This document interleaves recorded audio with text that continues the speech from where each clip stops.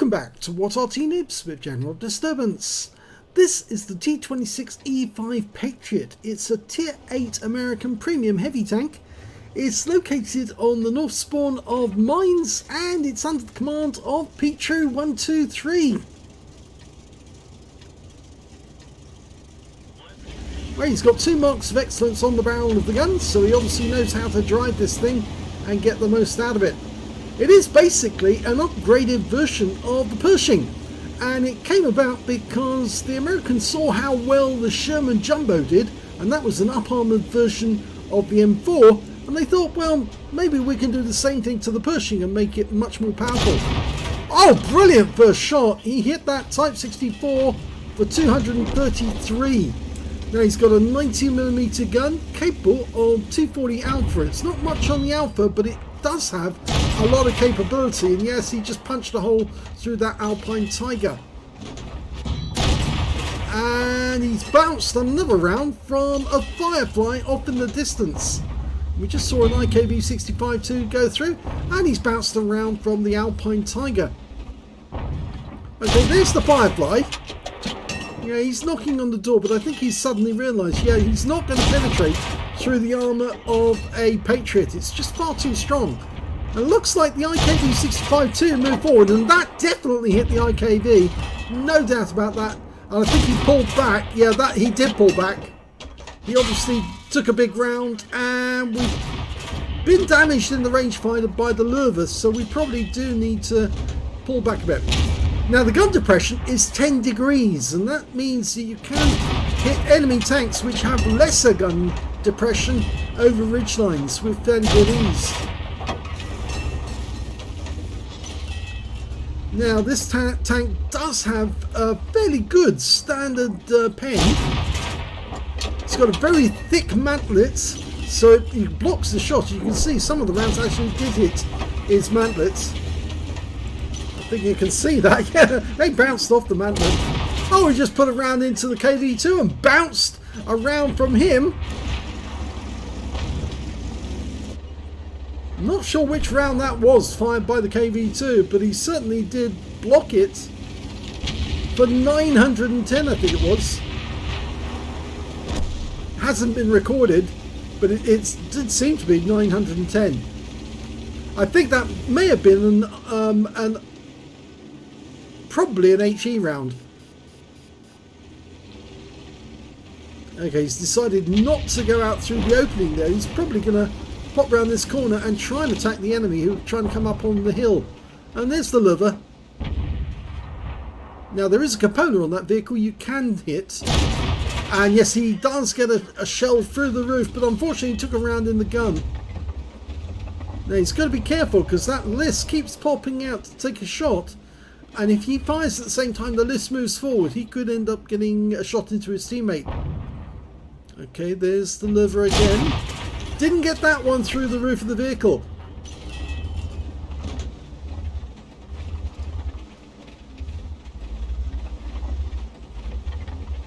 Now the Americans built 27 of these as test vehicles.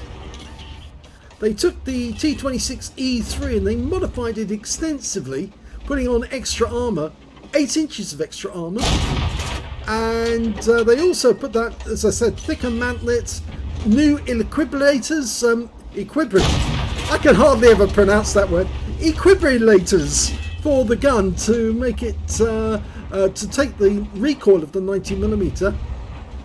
They had to put the similar ones onto the Super Pershing, but oh, nice one into the Alpine Tiger, into his cupola. But the Super Pershing ones stood out, whilst these ones don't.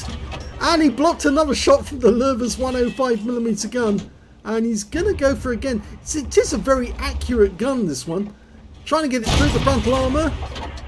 He's firing the APCR now. Go for that cupola, it's easy enough.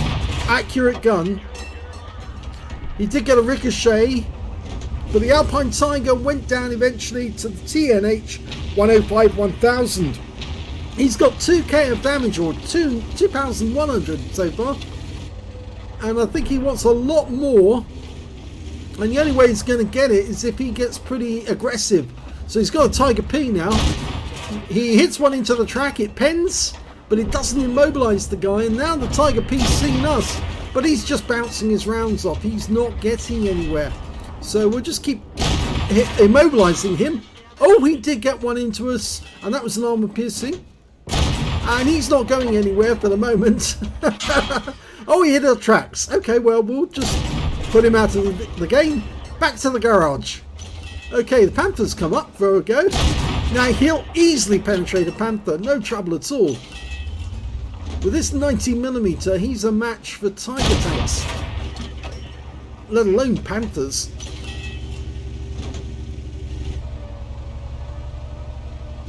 Now, they did have some worries when they built the Patriot that the suspension wouldn't be able to take all the extra weight. The fully loaded vehicle was 50,000 kilos, 50 tons, and there was only a few bridges that could actually cross. So it actually made it difficult for them to justify actually building these vehicles, because they probably wouldn't be able to use them in many theatres. So it wasn't around for the Korean War. Although it was built in, the first one was built in July of 1945. Okay, we've got a wreck of one of our teammates there. We could push him off. It's a Cromwell, I think. Yeah, it looks like it. Cromwell B. As I said, they built 27 of them, and because they put them through trials, in the end they decided to use them as targets. And yeah, I'm not sure if all 27 of them were used as targets, but they were used to test heat rounds and high velocity armor piercing. Quite a shame really, because it would have been a good tank to keep. Okay, there's the Panther. He just tried a shot at us. That gun depression is lethal, isn't it? This used to be one of the favourite tanks of Quickie Baby whenever he played, because when it first came out, he was always taking this thing out on the battlefield.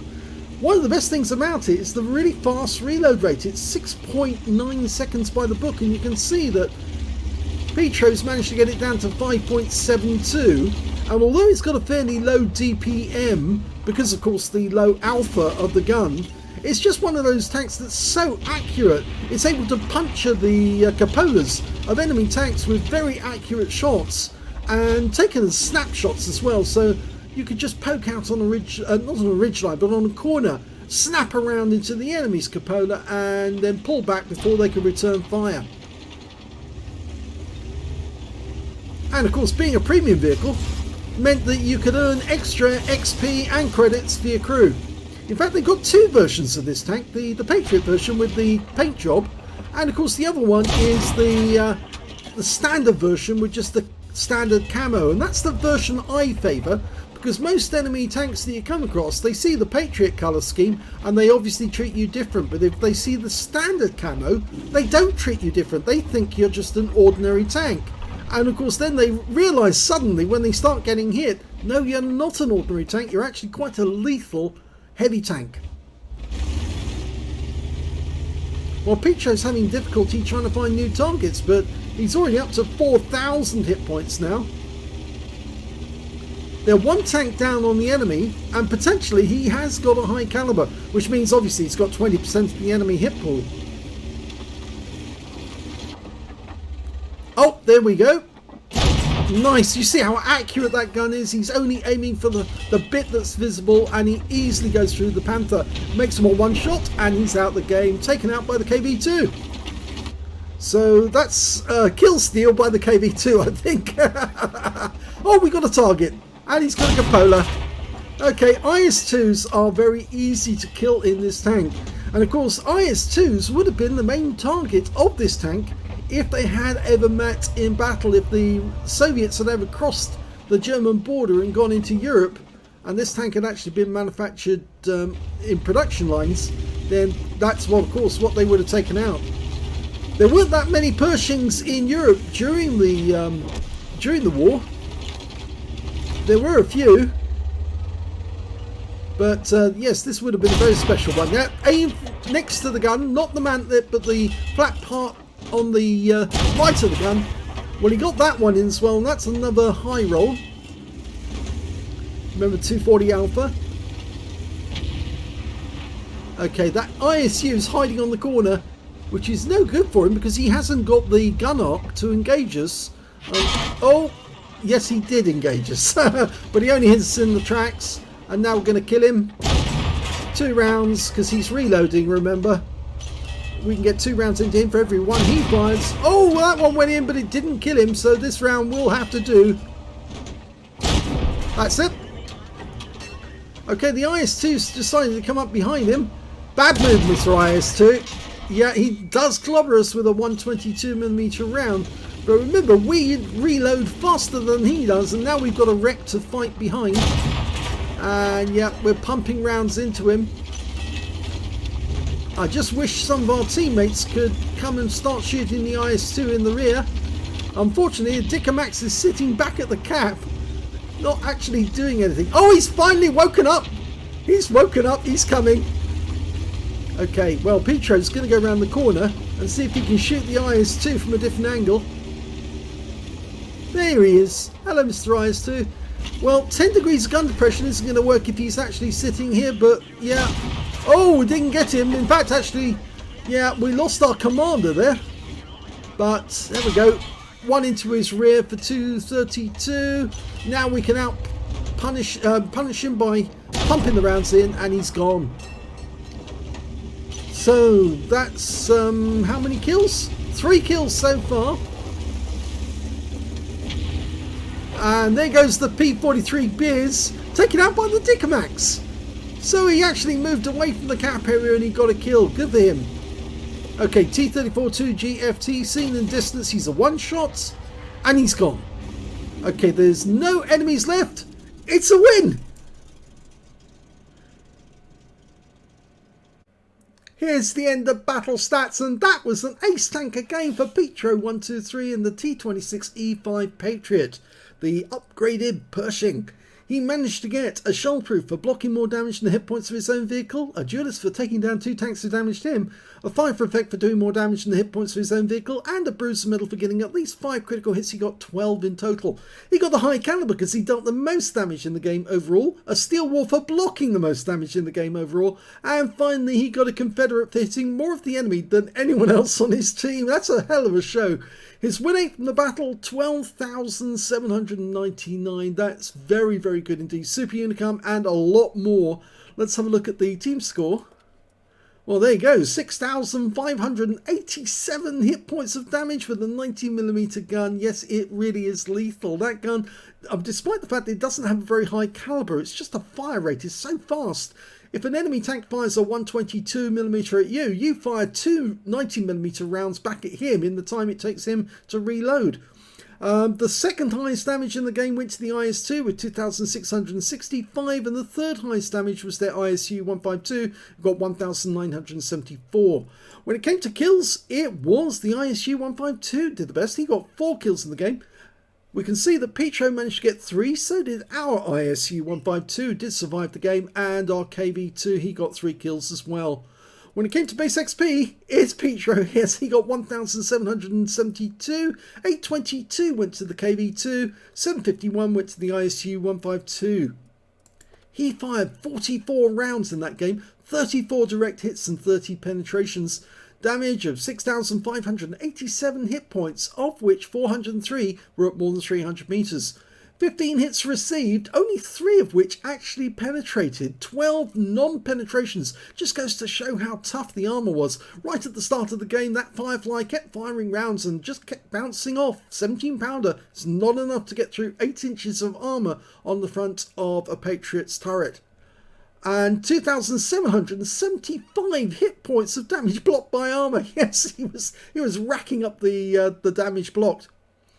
10 enemy vehicles were damaged, 3 were killed, and he earned 177,809 credits from the battle, 88,904 from personal reserves, 266,713 altogether, and after repair, ammunition, resupply and consumables, and yes, he did buy some premium rounds, but he still came out with a massive profit of 178,843 credits.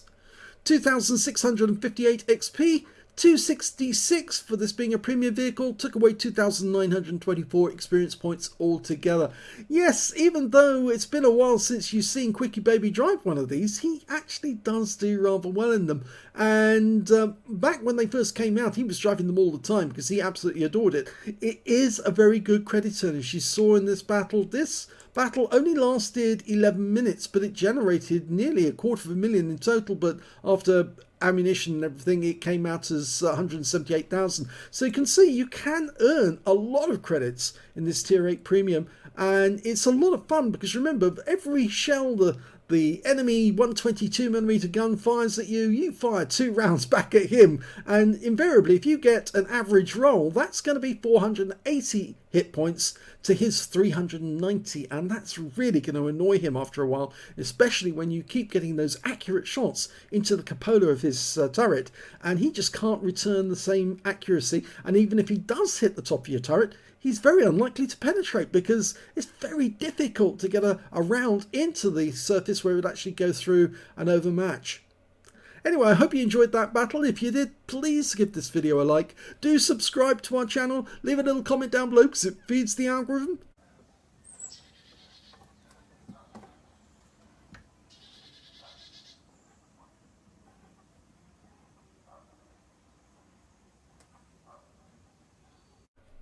And of course, please do let other people know that we've got a second channel called The Channel, where I put up at least 5 videos every day of players earning at least a Pulse medal, possibly a lot more. In fact, sometimes they get Racine Heroes medals as well, and it's just phenomenal watching players get that many kills in a game. Thanks for watching.